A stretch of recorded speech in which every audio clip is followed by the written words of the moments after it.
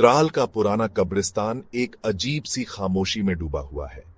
पुराने चिनार के पेड़ों की टेढ़ी मेढ़ी शाखाएं आसमान को छूती हैं। वो पुरानी कब्रों पर लंबी डरावनी परछाई डालती हैं।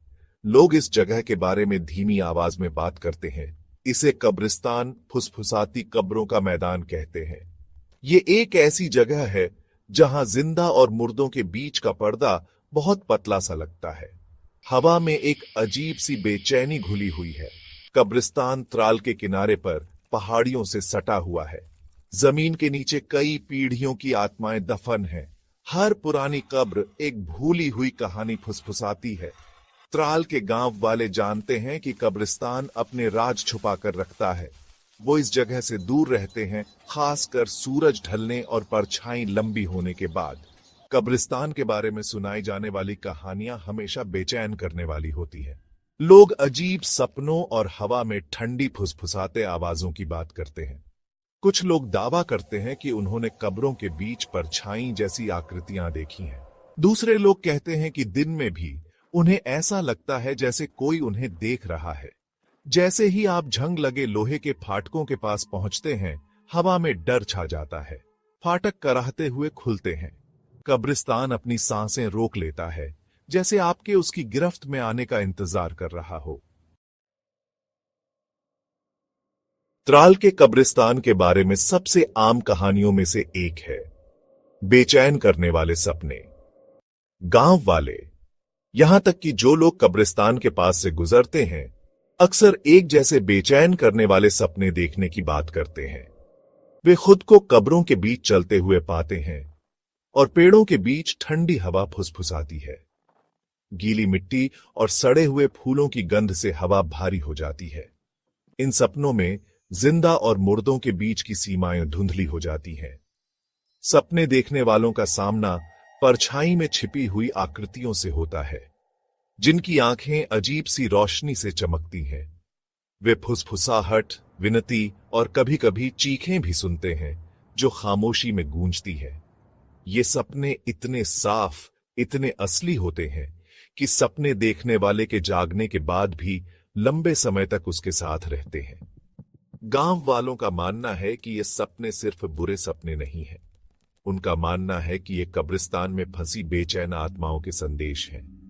ये आत्माएं शांति की तलाश में हैं, अपने जमीनी बंधनों से मुक्ति की तलाश में हैं।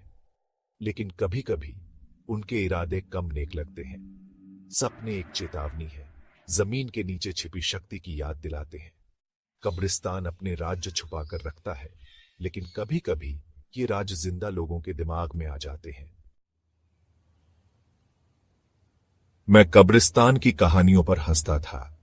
मैं उन्हें अंधविश्वास कहकर खारिज कर देता था, भूत प्रेत में विश्वास करने से इनकार करता था। मेरे काम में उस इलाके के लोगों की जुबानी कहानियों को दर्ज करना शामिल था। एक दिन मैंने कब्रिस्तान जाने का फैसला किया, इस उम्मीद में कि मैं उन गांव वालों से कहानियां इकट्ठा करूंगा जो वहां जाने की हिम्मत करते थे। वो कब्रिस्तान में ठीक उसी समय पहुंचा जब सूरज ढलने लगा था। ऊंचे ऊंचे रास्तों पर परछाई लंबी और टेढ़ी मेढ़ी हो गई थीं। उसने गहरी सांस ली, अपनी गर्दन के पीछे की झुनझुनी को नजरअंदाज करने की कोशिश की। जैसे जैसे वो कब्रिस्तान में आगे बढ़ता गया, उसे अपने कानों में एक अजीब सा दबाव महसूस हुआ। हवा ठंडी हो गई और उसे लगा जैसे उसने परछाई से एक धीमी फुसफुसाहट सुनी हो। वो एक सुंदर नक्काशीदार कब्र की तस्वीर लेने के लिए रुका, जिसकी सतह पर जटिल नक्काशी थी। जैसे ही उसने व्यू फाइंडर से देखा, उसने देखा कि परछाई जैसी एक आकृति उसके पीछे खड़ी है। वो घूम गया। उसका दिल जोर से धड़क रहा था, लेकिन वहां कोई नहीं था। उसने इसे अपनी कल्पना और उन कहानियों का दोष दिया जिन्हें उसने सुना था। हालांकि जैसे जैसे उसने अपनी खोज जारी रखी, बेचैनी की भावना और बढ़ गई। उसने अपने पीछे कदमों की आहट सुनी, धीमे और सोचे समझे। हर बार जब वो मुड़ा तो वहां कुछ भी नहीं था। घबराहट होने लगी और उसने वहां से जाने का फैसला किया। जैसे ही वो फाटक की ओर भागा, उसने कब्रिस्तान में एक खून जमा देने वाली चीख सुनी। वो बिना रुके भागा। जब तक वो मुख्य सड़क पर नहीं पहुंच गया, उसकी सांसें तेज चल रही थीं। बाद में जब उसने अपनी तस्वीरें डेवलप की तो वो ये देखकर डर गया कि कई तस्वीरों के बैकग्राउंड में एक परछाई जैसी आकृति छिपी हुई है। आकृति धुंधली थी, लेकिन उसकी आंखें एक अजीब सी रोशनी से चमक रही थीं। एनजीओ कार्यकर्ता फिर कभी कब्रिस्तान नहीं लौटा। उसका संदेह इस अनुभव से टूट गया। सूरज ढल गया। दिन की आखिरी किरणें भी अब जा चुकी थीं। आसमान लाल हो गया, खून जैसा, जैसे किसी ने पूरे आकाश को रंग दिया हो। त्राल में परछाइयां लंबी होने लगी। हर कोने में अंधेरा फैलने लगा। ये वो वक्त था जब गांव वाले अपने दरवाजे बंद कर लेते थे और अंदर दुबक जाते थे, जैसे कोई अनहोनी का डर हो। डरते थे। त्राल में एक जगह थी, एक ऐसी जगह जो सबके दिलों में खौफ भर देती थी, एक जगह जिससे सब डरते थे। कब्रिस्तान, पुराना और भयानक। ये गांव के किनारे पर था, फुसफुसाहटों और डर में लिपटा हुआ, जैसे कोई भूतिया कहानी हो। शाम के बाद कोई उसके पास जाने की हिम्मत नहीं करता था। रात का अंधेरा और भी डरावना बना देता था। कब्रिस्तान किसी नक्शे पर नहीं था, जैसे ये जगह दुनिया से छुपी हुई हो। गूगल मैप्स पर भी नहीं। कोई इसे ढूंढ नहीं सकता था। मानो ये सिर्फ गांव वालों की डरावनी फुसफुसाहटों में ही था। एक रहस्य, एक डरावनी कहानी। वो कहते थे कि कब्रिस्तान में एक काला राज छुपा है, एक ऐसा राज जो सदियों से दफन है और जिसे जानने की हिम्मत किसी में नहीं थी। वो कहते थे कि ये मुर्दों के आराम करने की जगह से ज्यादा कुछ था। ये एक ऐसी जगह थी जहां आत्माएं चैन से नहीं सोती थीं। गांव वाले मिट्टी के बारे में फुसफुसाते थे। उनकी आंखों में डर साफ झलकता था, जैसे वो किसी अनजानी शक्ति से खौफ खाते हों। वो कहते थे कि अगर तुमने उस कब्रिस्तान से एक मुट्ठी भर भी मिट्टी ली तो तुम्हें भूत लग जाएगा। वो भूत तुम्हारे पीछे पड़ जाएगा, तुम्हें चैन से जीने नहीं देगा। कब्रिस्तान का भूत तुम्हारे सपनों में आएगा, वो तुम्हें सताएगा, तुम्हारे हर सपने को एक डरावने ख्वाब में बदल देगा। वो तुम्हें पागल कर देगा, तुम्हारी हर सोच को एक डरावनी हकीकत बना देगा। कोई नहीं जानता था कि वो भूत कौन था। उसकी पहचान एक रहस्य थी जो कभी सुलझ नहीं पाया। कोई नहीं जानता था कि वो कब्रिस्तान में क्यों भटकता था, उसकी आत्मा को क्या बेचैन करता था। ये एक अनसुलझी पहेली थी, लेकिन सबको कहानियां पता थीं और सब डरते थे। वो कहानियां जो पीढ़ी दर पीढ़ी सुनाई जाती थीं और हर बार सुनने वाले के रोंगटे खड़े हो जाते थे। कब्रिस्तान परछाइयों और खामोशी की जगह था। वहां की हवा हमेशा भारी होती थी, मानो कोई बोझ उस जगह पर लटका हो।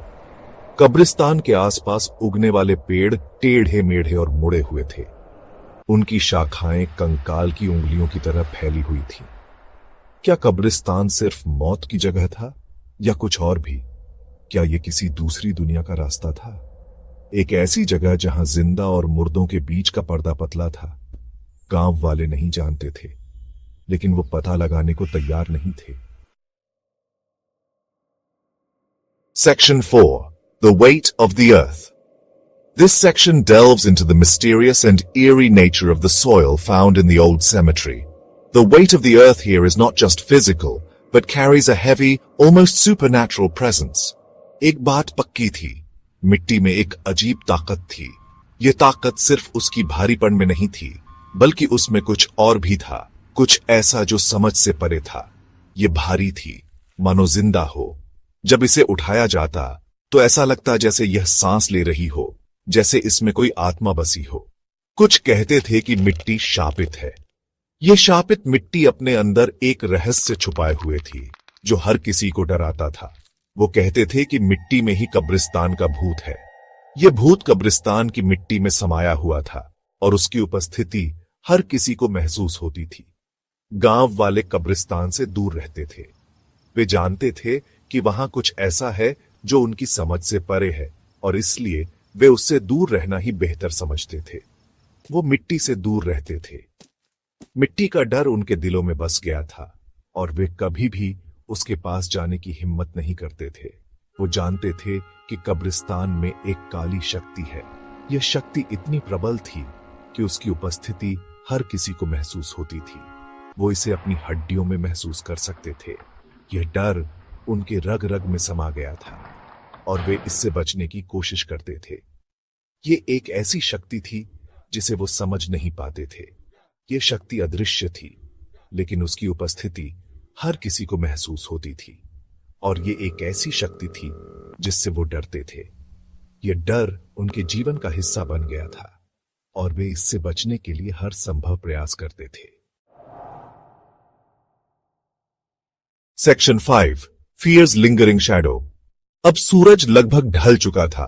आसमान गहरा बैंगनी था। पहले सितारे दिखाई देने लगे थे। त्राल के गांव वाले अपने घरों में सुरक्षित थे। वो अपनी आग के चारों ओर बैठे थे।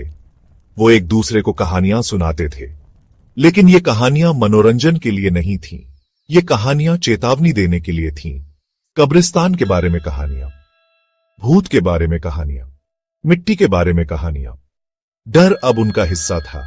ये उनके खून में था, ये उनकी हड्डियों में था। Section 6 every grasp tales a story.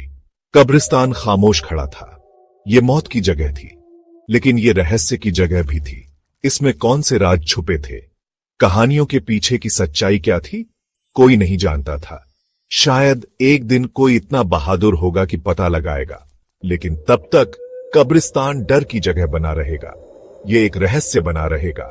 हर दस्तक के पीछे एक कहानी है।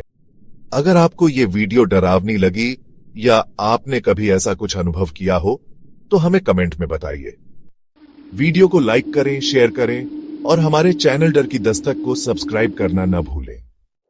हर दस्तक के पीछे एक कहानी है। अगली शायद आपकी हो।